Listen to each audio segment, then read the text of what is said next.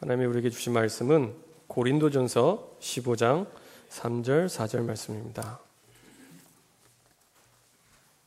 신약성경 고린도전서 15장 3절 4절 말씀입니다.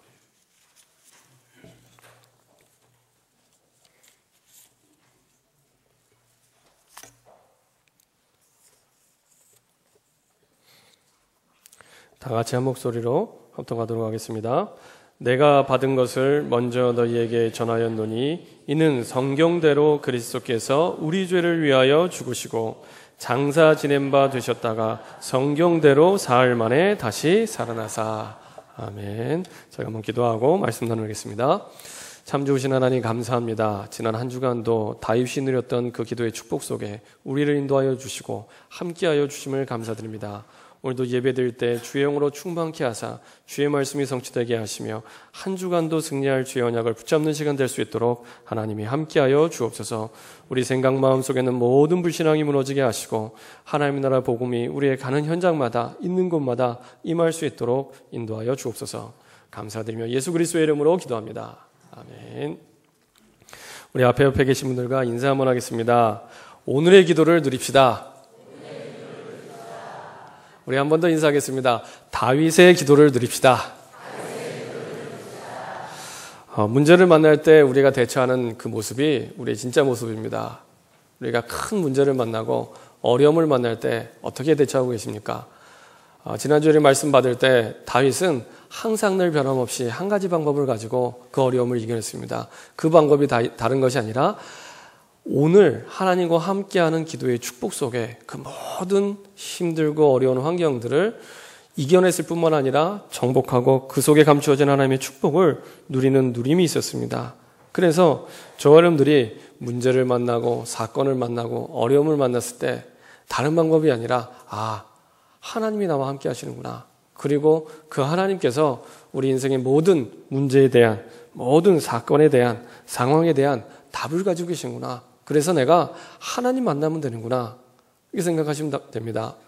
제가 몇 년 전에 한번 그 차를 타고 이렇게 가다가 차가 이렇게 쭉 타고 가다가 덜덜덜 거리더니 차가 딱 서버렸어요. 도로 위에서요. 도로 위에서. 그래서 굉장히 당황되잖아요.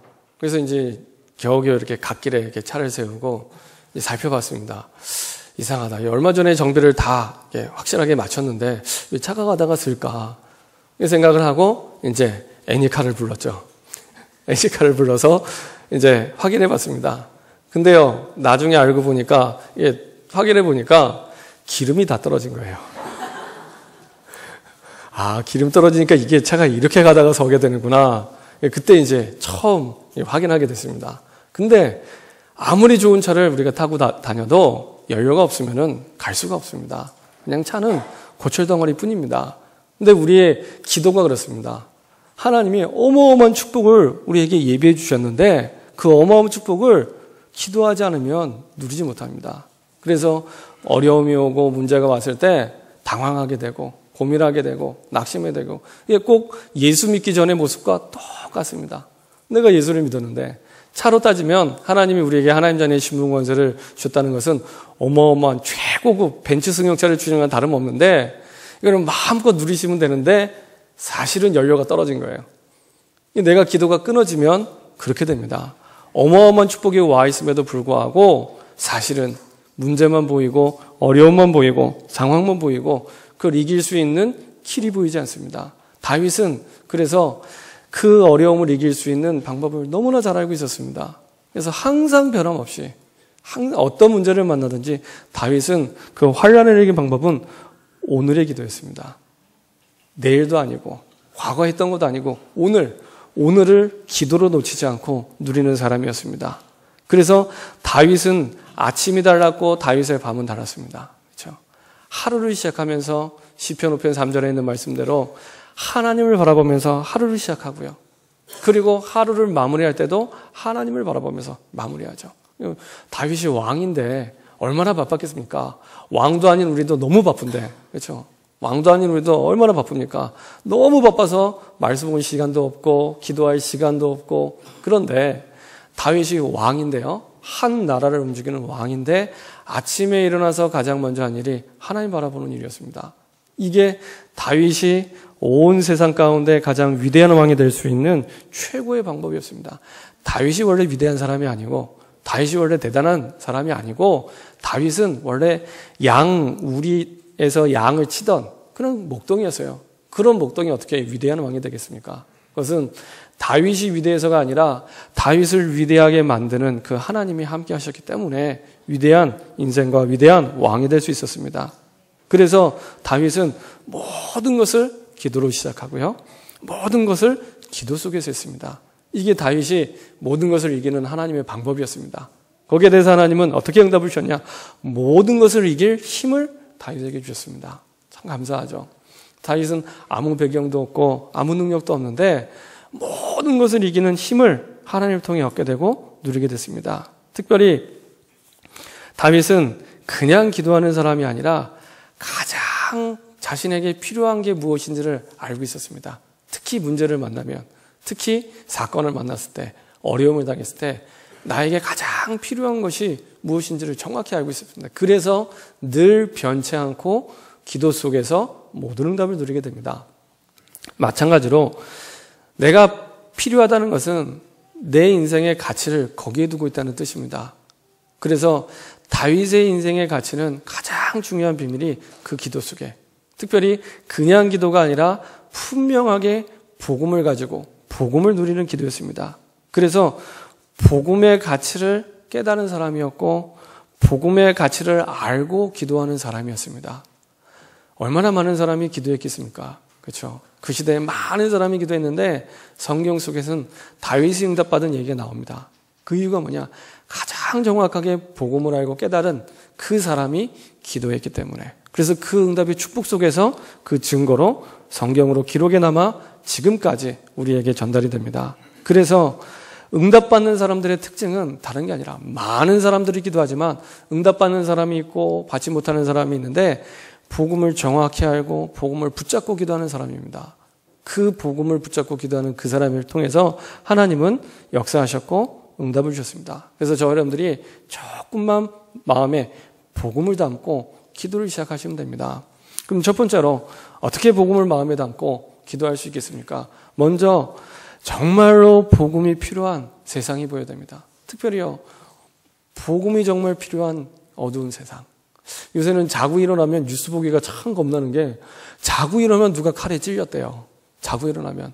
그 다음날 또 자고 일어나도 또 다른 사람이 또 칼에 찔리고 계속 이런 사건들이 일어나더라고요. 그러면서 이 사람들이 무슨 조폭도 아니고 무슨 뭐 대단한 뭐 칼제비도 아니고 그러니까 평범한 사람인데 계속 이런 흉악범죄들이 일어나는 거 보면서 야, 진짜 복음이 필요하구나 이런 생각들을 하게 됩니다. 특별히 저는 대학생 때 무속인 현장을 전도하러 들어갔었습니다. 같이 친구들과 함께 들어갔는데요. 들어가서 무속인들을 만나면서 정말 복음이 필요하구나 이걸 느끼게 됐습니다. 무속인들을 만나고 돌아와서 가만히 이렇게 생각을 하면서 기도하는데 양심적으로 진심으로 이 사람을 정말 바꿀 수 있는 방법이 뭘까 한번 생각을 해봤어요. 정말 이 사람들을 가장 정상적으로 바꿀 수 있는 방법이 뭘까? 저희 가문과 가정에 무속인인 것도 아닌데 처음으로 한번 그런 생각을 해봤어요. 이 사람들이 가장 정상적인 사람으로 돌아오기는 어떻게 되는가? 아무리 생각을 해도 이 사람들에게 뭐 돈을 주면 되는 것도 아니고 지식이 필요한 것도 아니고 능력이 필요한 것도 아니고 가만 보니까 이 무당이 저보다 돈도 훨씬 많고요. 공부도 많이 했어요. 그리고 얼마나 이렇게 그 명예로운 여러 가지 일들을 많이 했는지 몰라요. 그걸 보면서 이 사람들에게 뭐가 도대체 필요한가 생각을 해봤습니다. 근데 아무리 생각을 하고 확인을 해봐도 복음이 아니면 안 되는구나. 복음이 아니면 이 사람들을 바꿀 수 없구나. 이런 생각을 하게 됐습니다. 그리고 말씀을 확인하고 또 확인해 보니까 정말 맞구나. 복음이 아니고서는 길이 없구나. 이런 생각을 하게 됐습니다. 근데 무속인만 그러냐? 아닙니다. 모든 사람이 복음이 아니면 가장 정상적으로 바뀌지 않습니다. 왜냐? 이유가 있습니다. 우리가 원인과 이유를 알 때 정확한 답이 분명해지겠죠. 하나님을 떠나기 이전에 인간이 하나님을 떠나기 이전에 먼저 하나님을 떠난 영적 존재가 있었습니다. 그 영적 존재가 이미 딱 세상을 장악하고 있었는데요. 하나님 말씀 창세기 1장 2절에 보니까 흑암과 혼돈과 공허의 세상이라 이렇게 나옵니다. 이미 흑암의 세상, 혼돈의 세상, 그런 공허의 세상이 될 것을 이미 성경에서 말씀을 하고 있는데 이 세상을 누가 잡고 있느냐? 부의자는 이미 인간이 타락하기 전에 먼저 타락해서 공중 권세를 잡은 사단이 이미 딱 장악을 하고 있습니다. 그러니 무너질 수밖에 없고 어려움을 당할 수밖에 없죠. 그런 흑암과 혼돈과 공허의 세상 속에서 드디어 창세기 3장 1절부터 6절 인간을 유혹하면서 하나님을 떠나게 만들죠. 그래서 영원히 돌아올 수 없는 죄 가운데 빠지게 됩니다. 근데요, 죄만 오지 않습니다. 절대로 죄만 오지 않고 반드시 고통이 따라옵니다. 그러니까요, 피할 수 없는 고통과 저주와 재앙 속에 계속 무너지게 되죠. 그게 인간에게 나타난 문제가 바로 영적 문제입니다. 이거는 개나 돼지나 소에게 있는 문제가 아닙니다. 영적 존재인 사람에게만 있는 문제입니다. 그래서 내가 피할 수 없는 영적 문제가 계속 오게 됩니다. 피할 수가 없어요. 이 영혼의 문제가 와버렸기 때문에 육신의 노력으로 이길 수 없습니다. 아무리 애쓰고 아무리 힘쓰고 노력해도 할 수가 없습니다. 그래서 우리가 잘 아는 찬송가 가사처럼 이거는 애써도 안 되고 힘써도 안 되고 울어도 못하고 참아도 안 되고 참으면 병 생기고요. 어떻게 하면 좋겠습니까? 이게 암을 걸리는 사람은 원인을 제공한 사람이 걸리는 게 아니라 어떤 일이 딱 닥쳤을 때, 어떤 문제를 만났을 때 그거 보고 흥분하는 사람, 그거 보고 사실은 힘들어하는 사람, 그 사람이 이제 암에 걸리게 되죠. 그러니까 참아도 안 돼요. 참아서 해결될 것 같으면 예수 믿을 필요 없죠. 참으면 되는데 무슨 예수를 믿으면 됩니까? 그렇죠? 참아서도 해결이 되지 않습니다. 찬송가 가사대로 믿을 때만 해결되도록, 그렇죠? 믿을 때만 해결되도록. 그래서 와 있는 영적 문제를 이길 수가 없습니다. 근데요, 이게 한 번만 오는 게 아니라 반복되는 거예요. 계속 반복이 됩니다. 반복적으로 문제가 오는데 우리는 반복적으로 다른 방법을 찾고 있습니다. 그렇죠? 경제 문제가 오면은 꼭 진짜 돈만 문제인 것처럼, 사람 문제가 오면은 꼭 사람만 문제인 것처럼, 분명 문제인데 그 이전에 근본적인 문제를 모르고 자꾸 다른 방법을 찾습니다. 그래서 따라오는 영적 고통 속에 어려움을 당하게 되죠. 창세기 3장 16절부터 20절. 그때부터 땅도 저주받고 사람도 저주받고요. 계속 고통이 오게 됩니다. 그래서 모든 사람의 고통의 시작이 거기에서부터 시작이 됩니다. 하나님을 떠나면서부터 피할 수 없는 영적 문제와 피할 수 없는 영적 고통 속에서 계속 무너지게 됩니다. 근데 사람들은 자꾸만 틀린 방법을 찾죠. 아까 말씀하신 대로 내 경험, 내 생각, 내 계산, 그렇죠? 그리고 내 지식을 가지고 해결해 보려 하지만 사실은 해결이 되지 않고 자꾸만 어려움을 당하게 됩니다. 근데 이게 한 번이 아니라 틀린 줄 알면서도 계속 반복이 돼요. 반복이 되면서 반복적인 고통이 계속 오게 됩니다. 어쩌면 참 좋겠습니까? 복음이 아닌 세상의 방법을 가지고, 다른 종교의 방법을 가지고, 다른 율법적인 방법을 가지고 어려움을 당하게 됩니다. 그 결과로 내 영혼은 자꾸만 황폐해져 가요. 자꾸 황폐해져 갑니다. 평상시에는 이게 황폐해졌다는 일 잘 못 느끼잖아요. 언제 느끼느냐? 예배 드릴 때. 예배 드릴 때 내가 황폐해짐을 느끼는 가장 중요한 첫 번째 그 기준이 하나님의 말씀이 들리지 않은 거예요. 하나님의 말씀이 들리지 않고 그 다음에 예배 시간이 이제 가장 이제 힘들어지기 시작합니다. 이미 내 영혼이 계속 황폐해져 가고 있는 겁니다. 그 가운데 조용히 어느 날 내가 이길 수 없는 문제들이 계속 오게 됩니다. 그래서 그 황폐함 속에 내가 피할 수 없는 저주와 재앙이 계속 오게 되고요. 이거는 개인뿐만 아니라 가정도 그렇고 나라도 그렇고 민족도 그렇습니다. 얼마 전에 그 추석 연휴를 통해서 우리 대학 청년들과 함께 필리핀 단기 선교를 갔다 왔습니다. 근데 필리핀 현장에 가도 똑같습니다. 얼굴도 다르고 이름도 다르고 민족도 다르지만 오는 저주와 재앙과 고통 그 원인은 다 똑같더라고요. 갔을 때 그 성당을 한 군데 이렇게 둘러보게 됐습니다. 이 성당이 그 천주교 성당들 가운데서도 이렇게 신비주의를 하는 성당이에요. 그래서 성당에 가면은 이렇게 치유의 역사가 일어나고 병 고치는 역사가 일어나고 그런 걸로 소문이 난 그런 성당입니다. 그러니까요. 매일 아침 6시, 저녁 6시, 난 12시에 미사가 있는데 사람들이 굉장히 많이 와요. 저희가 갔을 때는 한 12시쯤, 낮 시간쯤에 이렇게 가게 됐습니다. 가게 됐는데 역시나 사람이 꽉 들어차 있습니다. 참 얼마나 많은 사람들이요. 얼마나 이 간절함을 가지고. 그러니까 들어가는 입구에 이렇게 그 형상들이 많잖아요. 우리나라에 있는 성당들은 비교적 이렇게 적은데 필리핀에 있는 성당들은 굉장히 들어가는데 형상들이 굉장히 많습니다. 뭐 마리아상, 예수님이 이렇게 십자가에 달려서 이렇게 고통받고 있는 십자고상 이런 것들이 많아요. 보면은 그 밑에 이렇게 그 형상들을 다 이렇게 예쁘게 색칠을 다 해놨는데 그 밑에 이렇게 그 예수님의 발등, 뭐 마리아의 그 치마 이런 데는요 칠이 다 벗겨졌어요. 그래서 같이 간 선교사님께 여쭤봤죠. 저 칠이 왜 벗겨졌습니까? 그랬더니 이 사람들이 기도하면서 자기 이제 강구를 이제 하면서 막 이제 문지르면서 기도를 한 거예요. 얼마나 간절히 기도했으면 이게 칠이 다 벗겨졌더라고요. 그렇게 해서도 이제 해결이 안 되는 거예요. 그러니까 이제 성당문을 나오면 누가 있냐? 점쟁이들이 있습니다. 예, 점쟁이들이 있는데 한두 명 있는 게 아니에요. 저희가 갔을 때는 이렇게 날이 어두워진 이게 그 비가 오는 상태였기 때문에 많이 안 나와 있다. 한 7, 8명 정도밖에 안 나와 있더라고요. 딱 성당문 밖에 나오면 바로 딱 자판을 펴놓고 쫙 앉아 있어요. 네, 점쟁이들이. 어떤 사람은 손금 봐주고, 어떤 사람은 얼굴 봐주고, 어떤 사람은 카드로 봐주고, 그렇습니다. 근데 보통 40명에서 50명씩 나와서 앉았는데요. 그 한 성당에만. 그래서 그 설명해 주신 선교사님 그 표현으로는 거의 성당과 공생관계에 있습니다. 뭐 이런 얘기를 하시더라고요. 그래서, 야, 그렇구나. 얼마나 이 사람들이 갈급했으면 해결이 안 됩니다. 그렇게 남아서 점을 보고 해결이 되면 좋겠는데, 그렇게 해서도 해결이 되지 않습니다. 그렇죠? 하나님을 떠나서 온 문제이기 때문에, 하나님을 떠나서 온 영적 문제이기 때문에 해결이 되지 않습니다. 계속 어려움하고 계속 고통당하게 됩니다. 그래서 그 무너져 있는 그 갇혀 있는 인생의 굴레 속에서 딱 잡혀서 일평생 끌려가게 되죠. 그래서 히브리서 2장 14절 15절에 있는 말씀대로 일평생 종노릇하면서 사단에 끌려가는 인생이 됩니다.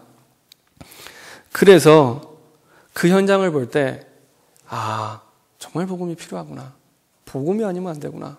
아무리 생각을 해도 제가 머리가 나빠서인지 모르겠지만 아무리 생각을 해도 이거는 복음이 아니면 해결할 수 없구나. 그런 생각을 했습니다. 두 번째로 정말 복음이 필요한 어두운 세상이 나에게 보여졌다면 그 다음부터는 내가 복음이 필요하구나. 이렇게 이제 깨달아지기 시작합니다.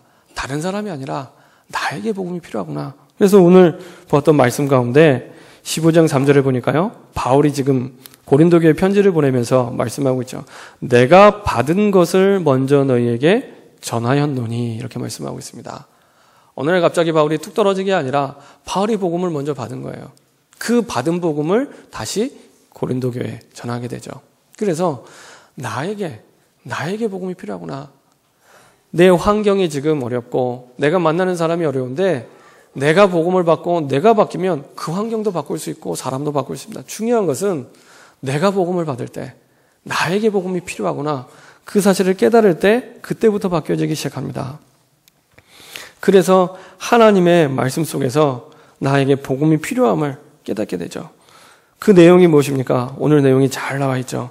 3절 4절에 보면 이는 성경대로 그리스도께서 우리 죄를 위하여 죽으시고 4절에 장사 지낸 바 되셨다가 성경대로 사흘 만에 다시 살아나사. 이게 복음의 내용의 가장 중요한 핵심입니다. 그렇구나. 하나님 떠나서 내가 그 원죄로 말미암아 죽어야 되는데 망해야 되는데 나 대신 십자가에서 피 흘리시고 그리스도의 죽으심으로 말미암아 나의 죄의 문제를 완전히 끝내셨구나. 그리고 끝낸 걸로 끝난 게 아니라 부활하셔서 지금도 우리와 함께 하심을 말미암아 정복하고 다스릴 수 있도록 하나님의 신분권세를 누릴 수 있도록 우리와 함께 하시는구나. 이게 복음의 내용의 가장 중요한 핵심입니다. 그래서 성경대로 죽으셨다가 사흘 만에 성경대로 부활하사. 그렇죠? 기절한 게 아닙니다. 죽으셨다가. 창세기 2장 17절의 말씀대로 누군가 죄를 위해서 죽어야 돼요. 그래야지 우리의 죄값을 대신할 수 있기 때문에 내가 죽어야 될 자리에, 내가 망해야 될 자리에 대신 죽으셔서 그 모든 저주재앙과 고통을 끝내시고 죄의 문제를 끝내시고 우리를 건져주셨습니다. 이 사실을 내가 믿을 때 구원받게 되는 겁니다. 그냥 교회를 다니면 구원받는 게 아니고요. 정말로 성경대로 그리스도께서 나를 위해, 나의 죄를 위해 죽으셨구나. 그리고 성경대로 부활하셔서 지금도 나와 함께 하시는구나. 이게 믿어질 때 내가 구원을 받게 되고 하나님의 나라가 임하게 됩니다. 그 결과 그때부터 하나님이 함께하는 증거가 그 사람에게 반드시 나타나게 됩니다. 우리가 읽지 않았지만 5절부터 8절에 보면은 게바에게 예수님 보이시고 12제자에게 보이시고 그 외 500의 형제에게 야곱에게 그리고 맨 나중에 만삭되지 못하여 난 자 같은 내게도 보이셨느라. 예수님이 부활하셔서 많은 그 제자들 앞에 보여주셨던 것처럼 그 그리스도께서 부활하셔서 지금도 나와 함께 하심이 내 안에 살아계셔서 살아계신 그 증거들이 나를 통해서 나타나기 시작합니다. 똑같은 문제를 당하는데 옛날처럼 고민하지 않게 돼요. 아, 끝냈구나. 이 문제도 하나님이 끝낸 문제구나. 그러면 이 문제 속에 하나님의 계획이 뭘까? 그렇죠? 복음을 붙잡고 기도하게 됩니다. 그 속에 감추어진 하나님의 항상 더 좋은 계획들이 보이기 시작하고요. 발견되기 시작합니다. 이렇게 하나님이 함께하는 증거가 보여지기 시작하고요. 그리고 예수님을 내 인생의 주인으로 고백하면서 인생의 주인이 바뀌게 되죠. 인생의 주인이 바뀌게 됩니다. 지금까지는 내 인생 내가 사는 줄 알았는데 나에서 하나님으로 바뀌게 됩니다. 하나님으로 바뀌면서 그 사람에게 하나님의 나라가 임하게 됩니다. 하나님의 나라는 다른 것이 하나님의 나라가 아니라 하나님의 주권 속에서 하나님의 통치가 이루어지는 그 현장, 거기 이제 하나님의 나라가 임하게 되는 겁니다. 그래서 내 인생 내가 주인 돼서 살아왔는데 그래서 힘들었거든요. 그래서 고통이 온 겁니다. 그래서 인생의 주인이 바뀌게 되는 겁니다. 그래서 하나님이 내 인생의 주인으로. 그래서 구원받고 나서도 사실은 내가 이 복음을 누리지 못하면 아는데, 지식적으로 아는데, 관념적으로는 내가 알고 있는데 이게 이제 안 바뀌는 거예요. 근데요, 이때마다 내 인생의 주인 내가 될 때마다 고통이 오고요. 힘들어지고요. 어려워집니다. 한번 잘 돌아보세요. 내가 언제 가장 힘들었는지, 가장 어려웠는지, 무언가를 결정할 때, 내가 판단할 때, 선택할 때 항상 내가 있어요. 하나님께 물어보지 않아요. 인생의 주인이 그리스도, 인생의 주인이 하나님인데 물어보지 않고 내가 생각하고 내가 판단하고 내가 가는 거예요. 구원받았다고 하는데. 그러니까 그 가는 길이 계속 원인도 모르게 이유도 모르게 계속 어려움이 와요. 왜 그럴까? 최선을 다해서 내가 열심히 해서 선택을 한 건데 생각지 못했던 어려움과 고통이 계속 따라오게 되죠.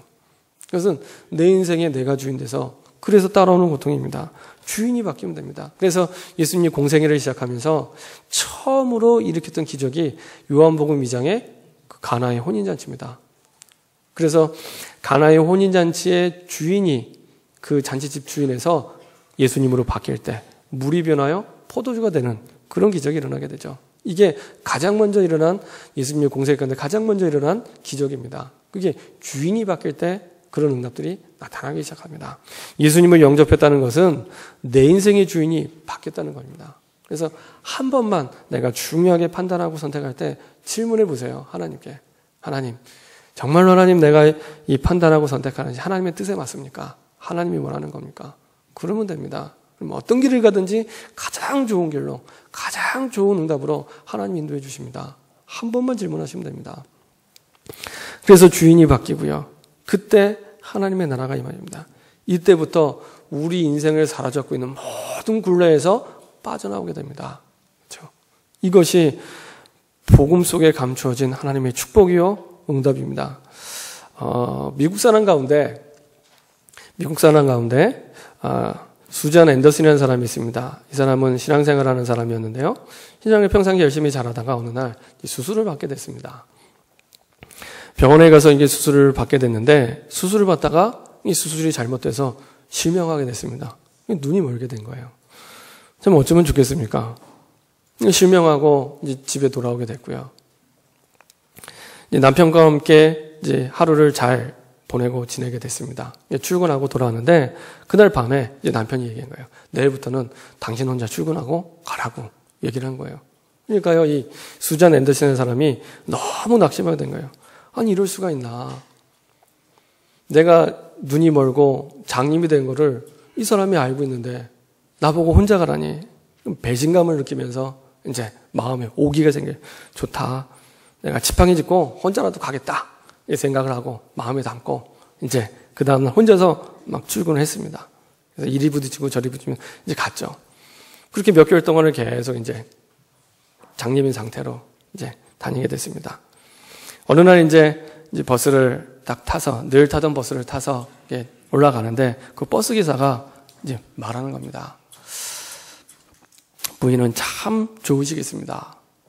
아니 이게 무슨 말인가? 아니 내가 지금 장님이 되고 눈이 멀었는데 이게 뭐가 좋단 말인가? 그러면서 이제 기사가 이제 한 번 더 얘기를 하는 겁니다. 부인은 참 행복하시겠습니다. 뭐가 행복하다는 말입니까? 이제 물어봤더니 제가 몇 개월 동안 지속해서 우리 부인을 살펴보니까 늘 부인 뒤에서 남편이 돕고 있다는 거예요. 부인이 알지 못하게. 그래서 늘 탈 때 같이 타고 직장에 들어갈 때 같이 가고 그리고 나중에 퇴근할 때 그 남편이 이제 같이 따라오는 거예요. 그래서 늘 그림자처럼 그 부인을 지키고 보호하는 거예요. 그때 이 수잔 앤더슨이 집에 와서 기도하면서 찬양을 짓게 됐습니다. 그 지은 찬양이 여러분들 잘 아시는 나의 등 뒤에서 나를 도우시는 주, 나의 인생길에서 지치고 고나여 매일처럼 주저앉고 싶을 때 나를 믿어주시네. 일어나 걸으라 내가 새 힘을 주리니 일어나 걸으라 내 너를 도우리. 이 찬양을 지은 분입니다. 하나님이 눈에 안 보이니까 우리는 자꾸 없다고 생각합니다. 그렇지 않습니다. 복음 가진 저와 여러분들 이게 가장 정확하게 인도하시고 가장 중요하게 축복하십니다. 근데 이게 언제 나타나게 되냐? 나에게 가장 필요한 것이 복음이구나. 정말 복음이 나에게 가장 중요하고 가장 필요한 것이구나. 어떤 문제가 왔든 그때 가장 복음이 나에게 필요한 것이 될 때 그때부터 이제 보이기 시작하고 체험하기 시작하고 확인하기 시작해요. 그렇구나. 눈에 안 보여서 하나님이 없는 줄 알았는데 나와 함께 하시는구나. 단 1초도 나를 떠나지 않고 나는 실수해도 하나님은 실수하지 않고 나와 함께 하시고 나를 인도하시고 나에게 역사하시는구나. 항상 나에게 가장 좋은 길로 하나님이 축복하고 계시는구나. 이걸 이제 확인하게 됩니다. 이제 들었던 응답들이 내 삶에서 보여지기 시작합니다. 우리 마음에 정말 복음이 필요하구나. 복음이 가장 중요하구나. 마음만 먹어도 그때부터 하나님이 역사하기 시작합니다. 결론입니다. 여러분들이 마음에 하나만 딱 담으면 됩니다. 오직 복음이 정말 필요하구나. 저는 지난주에 그 중직자 대학원에서 북한 선교에 대한 영상과 메시지를 쭉 듣게 됐습니다. 그걸 들으면서 참 많은 생각을 하게 되더라고요. 북한이 지금 저렇구나. 보니까 식량 배급도 굉장히 어렵더라고요. 주로 평양 시민, 그 다음에 보위부, 당 간부나 그 다음에 군수부 정도 제대로 식량 배급을 받고 거의 제대로 식량 배급도 못 받고요. 그래서 2005년에서 2008년 사이에는 300만 명 정도가 아사했답니다. 그러니까 굶어 죽었다는 얘기죠. 그래서 실제로 전 세계 나라들 가운데 5세 이하의 그 유아 사망률이 1위가 북한입니다. 그러니까 참 그 땅이 저주와 재앙의 땅이 됐습니다. 너무너무 안타깝더라고요. 그럼에도 불구하고 북한에 이제 많은 지하교회가 있다더라고요. 약 한 그 성도수가 한 20만에서 한 40만 정도가 있다고 합니다. 이 사람들이 그 지하에서 지금도 숨 죽여서요. 들키면 죽으니까. 그래서 전 세계에서 그 가장 기독교를 핍박하는 또 1위 나라가 북한이에요. 실제로 통계가 그렇게 나와 있습니다. 그래서 잡히면 죽습니다. 이렇게 봐주고 이런 게 없습니다. 공산주의자가 예수 믿는 걸 제일 싫어해요. 잡히면 죽으니까요. 숨을 죽여가면서 성경도 구할 수 없으니까 그 성경을 하나 구하면 이제 돌려보는 거예요. 순서정해갖고 돌려보는데 그 성경 말씀을 잊지 않으려고 또 종이에다가 막 적고요. 얼마나 적고 그걸 외웠는지 그 종이가 다 해질 만큼 아예 그냥 종이를 외워버리더라고요. 얼마나 갈급한지. 찬송가 가사도 마찬가지고요. 우리나라에도 지금 탈북하신 분들이 한 2만 4천 명 정도가 있다고 합니다. 근데 이분들이요, 복음을 딱 받으면요, 얼마나 순수하게 복음을 잘 받는지 모릅니다. 전에 한번 중국 사역 하시는 분들 가운데 이제 그 얘기 들었는데요. 보니까 북한에서 이렇게 탈북해서 중국에 들어왔는데 이제 불신자로 탈북해서 들어왔다가 그래서 이제 복음을 받은 거예요. 복음을 받으니까 얼마나 감사하고 얼마나 행복합니까? 그러니까 이 복음이 나만 필요한 게 아니라 지금 북한에 있는 우리 가족에게도 필요한 거 아니냐. 그래서요, 이 복음 받고 훈련 받다가 다시 북한 들어가는 거예요. 감사하죠. 근데 그 얘기 들으면서 제가 얼마나 부끄러운지 몰라요. 야, 그 사람들이 북한에 태어나고 싶어 태어난 게 아닌데 태어나 보니까 북한이에요. 어쩌면 좋겠습니까? 우리는 감사하게도 태어나 보니까 참 마음껏 예수 믿을 수 있는 이 땅에 태어나고 마음껏 예배 드릴 수 있는 이 땅에 태어나고 복음 가진 교회를 만나고 그리고 복음 가진 목사님 통해서 매주 또 말씀 듣고 이게요 축복 중에 축복입니다. 해외에 나갈 때마다 그걸 얼마나 많이 느끼는지 모릅니다. 그래서 그 탈북자 생각하면서 야 어떤 면에서는 참 내가 예수 믿는 이 신앙생활 자체가 참 가짜처럼 해왔구나 이런 생각이 들더라고요. 그 사람 자기 생명을 걸고 다시 북한에 들어가는 거예요. 그래서 들어가서 자기 가족들에게 복음 전하고요. 그러면서 야 그렇구나. 북한이 이렇게 굶어 죽는데 그 사람들 고백입니다. 이렇게 굶어 죽는데 우리 북한에는 식량이 필요한 게 아닙니다. 이렇게 얘기를 해요. 이렇게 굶어 죽는데요. 그러면서 뭐라고 하냐면 우리 북한에 복음이 필요합니다. 이렇게 얘기를 합니다. 그러면서 야, 이 사람들이 정말 정확하게 눈을 가지고 있구나. 뭐가 진짜 인생에 필요한지를 너무 잘 알고 있구나. 그래서 지난주 그 북한에 대한 영상 좀 얘기 보니까 북한에서 남한을 위해서 기도해 준다 그러더라고요. 그래서 야, 그럴 수도 있겠다. 이런 생각이 들더라고요. 점점 발전해 가는데 나에게 필요한 것이 복음이 아니에요. 점점 복음이 희석되고 복음의 가치를 잃어버리고 복음이 희미해지고 점점 복음을 잃어버리고 있습니다. 그렇죠? 그러면서 점점 이제 역사의 전철을 밟을 수도 있겠구나 이런 생각이 들어요. 그래서 이미 유럽 같은 경우에는 그 어마어마한 종교개혁이 일어나는 그 땅이 다 망해가잖아요. 이미 유럽의 95% 교회가 다 망했습니다. 그리고 다 문을 닫고요. 심지어는 우상의 성지로 다 바뀌었습니다. 그리고 나니까 이제 경제도 계속 어려워지더라고요. 그래요. 어느 날 갑자기 이유가 없이 경제가 어려워지는 게 아닙니다. 똑같이 역사가 반복이 됩니다. 그렇죠? 저와 여러분들에게 진짜 복음이 필요한 게 맞습니까? 그렇죠? 다시 한번 돌아보고 확인해 봐야 될 때가 아닌가 생각이 됩니다. 그래서 어떤 문제가 왔든 그 문제 속에서 나에게 지금 복음이 가장 필요하구나. 이렇게만 깨달아져도 그때부터 하나님이 함께하는 응답들을 보게 되고 확인하게 됩니다. 나에게 가장 중요한 게 복음이 필요하구나. 이 복음 때문에 사실은 모든 응답과 축복이 이 안에 있구나. 이렇게 알게 됩니다. 지난번에 그 필리핀 선교를 갔을 때 이제 전체 마지막 날 포럼을 하면서 한 렘넌트가 그런 고백을 하더라고요. 쭉 이제 돌아가면서 포럼을 하는데 그 렘넌트가 이제 그런 얘기를 하는 거예요. 이제 그 한 주간 동안 쭉 지내고 나서 한 고백입니다. 자기 한 주간 동안 지내면서 처음으로 기도 수첩을 다 해봤대요. 매일. 그 얘기를 하더라고요. 그 렘넌트 고백을 들으면서 굉장히 솔직하다. 그러면서도 참 제가 은혜를 받았어요. 그래. 그러면서도 많은 은혜와 축복을 누렸거든요. 하루에 한 번만 내가 하나님 주신 복음 붙잡고 기도를 해도 많은 축복의 문들이 열립니다. 근데 실제로 교회를 5년 다니고 10년 다니고 20년 다녀도 하루에 한 번 하나님 만날 기회가 없습니다. 실제로. 그래서 사실은 많은 사람들이 기도를 얘기하지만 가장 안 되는 부분이 기도입니다. 그래서 저와 여러분들이 이번 한 주간 동안 그렇구나.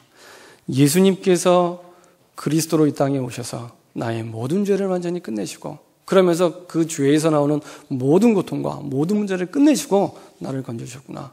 이 사실을 붙잡고 저 여러분들이 조금만 마음 담고 기도할 때 하나님께서는 하나님의 약속하신 모든 응답의 문들을 열어주시고 인도해 주십니다. 누구에게나 똑같습니다. 누구에게나 열려 있습니다. 그래서 오늘 봤던 대로 하나님이 함께하는 증거들이 나를 만나는 사람을 통해 나타나기 시작하고요. 보여지기 시작하고요. 확인되기 시작합니다.